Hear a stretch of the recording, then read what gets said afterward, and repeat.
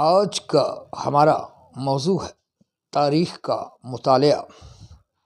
تاریخ کیا ہے اور تاریخ کے مطالعہ کی اہمیت کیا ہے، اس کو ہم سمجھنے کی کوشش کریں گے۔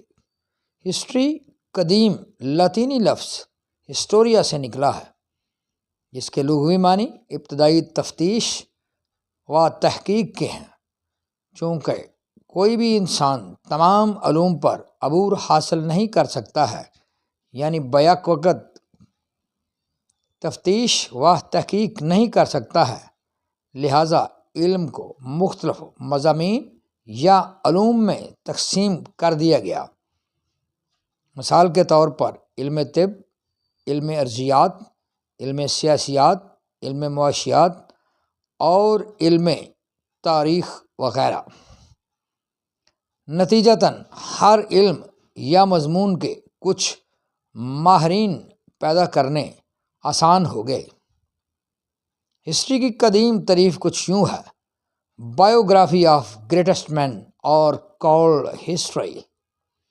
جدید تعریف کچھ یوں ہے: number 1، history is a laboratory.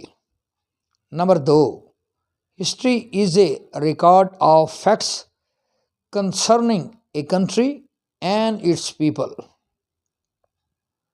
Number 3، history is a study of human through the edges.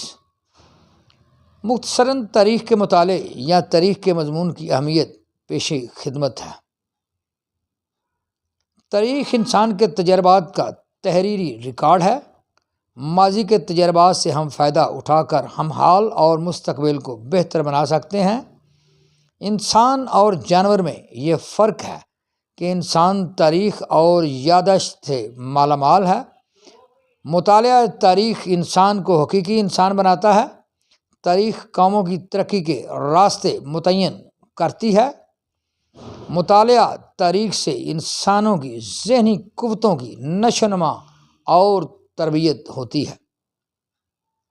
مختلف رائٹرز کی تاریخ پڑھتے وقت یہ خیال رکھیں کہ فاتح اپنی مرضی کی تاریخ لکھتا اور لکھواتا ہے، مفتوح اپنی مرضی کی تاریخ لکھتا اور لکھواتا ہے، جبکہ غیر جانبدار شخص کی لکھی تاریخ بہتر تاریخ ہے۔